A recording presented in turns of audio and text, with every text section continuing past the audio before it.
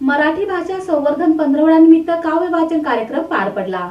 सोलापूर महानगरपालिकेचे आयुक्त शीतल तेली उगले यांच्या आदेशानुसार आणि उपायुक्त आशिष लोकरे यांच्या मार्गदर्शनाखाली सोलापूर महापालिकेच्या वतीने महाराष्ट्र साहित्य परिषद, जुळे सोलापूर, महाराष्ट्र साहित्य परिषद दक्षिण सोलापूर, अखिल भारतीय मराठी नाट्य परिषद उपनगरीय शाखा, पुण्यश्लोक अहिल्यादेवी होळकर सोलापूर विद्यापीठ, महापालिका पत्रकार संघ यांच्या सहकार्याने 20 ते 30 जानेवारी 2025 पर्यंत आयोजित मराठी भाषा संवर्धन पंधरवड्याचे आयोजन करण्यात आले आहे। या अंतर्गत आज इंद्रभवन इमारतीच्या मागील बाजूस काव्य वाचन कार्यक्रम उत्साहात पार पडला।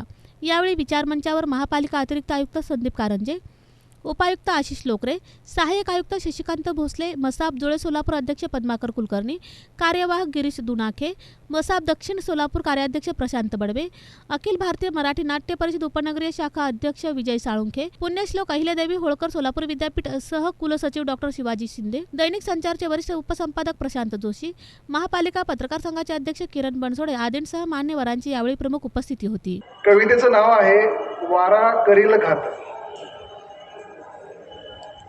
तुम्हाला सर इथं पण घात आणला असतो। कविता हलकी फुलकी आहे।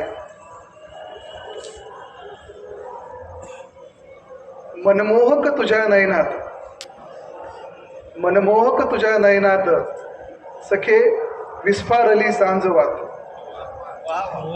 मनमोहक तुझ्या नयनात सखे विस्फारली सांजवात, हळूच झरू दे पापणी वारा करील घात।